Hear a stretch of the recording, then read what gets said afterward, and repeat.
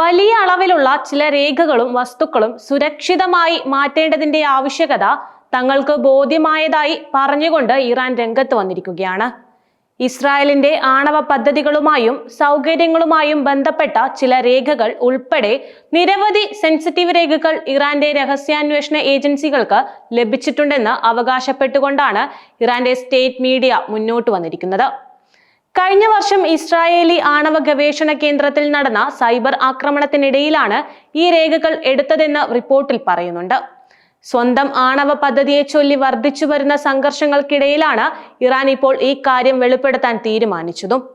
രേഖകൾ നേടുന്നതിനുള്ള പ്രവർത്തനം കുറച്ചു കാലം മുൻപാണ് നടന്നതെങ്കിലും വലിയ അളവിലുള്ള ചില രേഖകളും വസ്തുക്കളും ഇറാനിലേക്ക് സുരക്ഷിതമായി മാറ്റേണ്ടതിന്റെ ആവശ്യകത തങ്ങൾക്ക് ബോധ്യമായതായി ഇറാൻ പറയുന്നുണ്ട്. ഇസ്രായേലിൽ നിന്നും കടത്തിയ രേഖകൾ, ചിത്രങ്ങൾ, വീഡിയോകൾ എന്നിവ പരിശോധിക്കുന്നതിന് ഗണ്യമായ സമയമെടുത്തിട്ടുണ്ടെന്നും അതുമായി ബന്ധപ്പെടുന്ന അടുത്ത വൃത്തങ്ങൾ പറയുന്നുണ്ട്. 2018 ഇസ്രായേൽ പ്രധാനമന്ത്രി ബെഞ്ചമിൻ നെതന്യാഹു ഇസ്രായേൽ ഏജന്റുമാർ ഇറാനിയൻ രേഖകളുടെ ഒരു വലിയ ശേഖരം പിടിച്ചെടുത്തതായി അവകാശപ്പെട്ടിരുന്നു. അമേരിക്കയുമായുള്ള ആണവ കരാറിന് സമ്മതിച്ചില്ലെങ്കിൽ ഇറാനെതിരെ വ്യോമാക്രമണം നടത്തുമെന്ന് അമേരിക്കൻ പ്രസിഡന്റ് ഡൊണാൾഡ് ട്രംപ് അന്ന് ഭീഷണിപ്പെടുത്തിയ കാര്യമാണ്. എന്നിരുന്നാലും ഏപ്രിൽ ഇറാനിയൻ ആണവ കേന്ദ്രങ്ങൾ ആക്രമിക്കാനുള്ള ഇസ്രായേലിന്റെ പദ്ധതി ട്രംപ് തടഞ്ഞുവെന്നും നയതന്ത്ര കരാർ തേടാൻ അദ്ദേഹം ഇഷ്ടപ്പെട്ടുവെന്നും റിപ്പോർട്ടുകൾ പറഞ്ഞിരുന്നു. അതേസമയം യുറേനിയം സമ്പുഷ്ടീകരണം നിർത്തുന്നത് രാജ്യത്തിന്റെ താൽപര്യങ്ങൾക്ക് 100% വിരുദ്ധമാകുമെന്ന് ഇറാന്റെ പരമോന്നത നേതാവ് ആയിട്ടുള്ള അലി ഖമേനി ചൂണ്ടിക്കാണിക്കുകയും ചെയ്തിരുന്നു.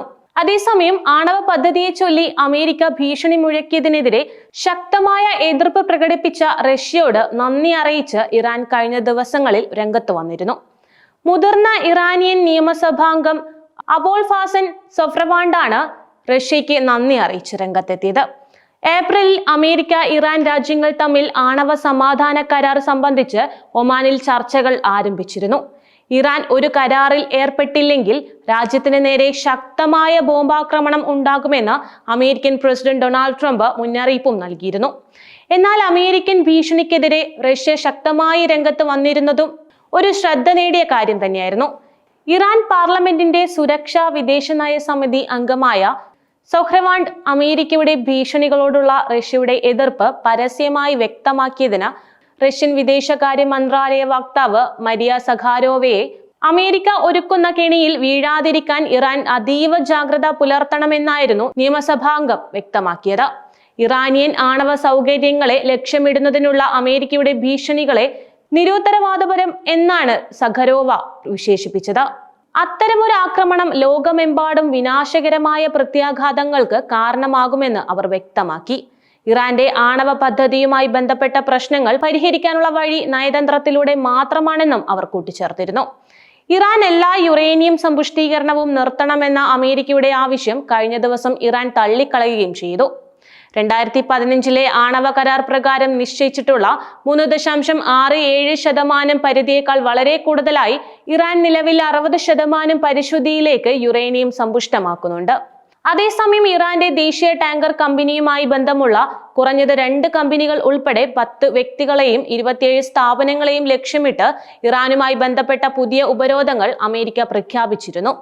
ഇറാന്റെ ദേശീയ ടാങ്കർ കമ്പനിയുമായി ബന്ധമുള്ള കുറഞ്ഞത് 2 കമ്പനികൾ ഉൾപ്പെടെ 10 വ്യക്തികളെയും സ്ഥാപനങ്ങളെയുമായിരുന്നു ലക്ഷ്യമിട്ടത്. അതിനുമേൽ വലിയൊരു ഉപരോധങ്ങൾ സൃഷ്ടിക്കാൻ തന്നെയായിരുന്നു അമേരിക്ക പ്രഖ്യാപിച്ചത്.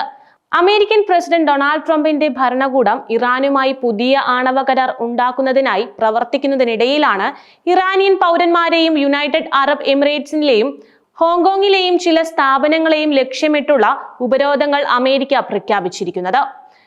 യുഎയിൽ രജിസ്റ്റർ ചെയ്തിട്ടുള്ള S petrochem, FZD, moderate general trade LLC എന്നിവയെ ട്രഷറിയുടെ വിദേശ അസറ്റ് കൺട്രോൾ ഓഫീസ് അവരുടെ സ്പെഷ്യലി ഡെസിഗ്നേറ്റഡ് നാഷൻസ് ലിസ്റ്റിൽ ഉൾപ്പെടുത്തി. അവരുടെ എല്ലാ ആസ്തികളും അമേരിക്ക മരവിപ്പിക്കുകയും ചെയ്തു. എണ്ണ കയറ്റുമതി ചെയ്യുന്നതിന് അമേരിക്ക ഉപരോധം ഏർപ്പെടുത്തിയിരിക്കുന്ന സർക്കാർ ഉടമസ്ഥതയിലുള്ള നാഷണൽ ഇറാനിയൻ ടാങ്കർ കമ്പനിയുമായി ഇരുവർക്കും ബന്ധമുണ്ടെന്ന് OFAC അറിയിച്ചിട്ടുണ്ട്. ഇറാന്റെ ആണവ അഭിലാഷങ്ങളെ ചൊല്ലി പതിറ്റാണ്ടുകളായി നിലനിൽക്കുന്ന തർക്കം പരിഹരിക്കാൻ ലക്ഷ്യമിട്ടുള്ള ഇറാനും അമേരിക്കയും തമ്മിലുള്ള ചർച്ചകൾ യുറേനിയം സമ്പുഷ്ടീകരണം സംബന്ധിച്ച അഭിപ്രായ വ്യത്യാസങ്ങളെ തുടർന്ന് തടസ്സപ്പെട്ടിരുന്നു.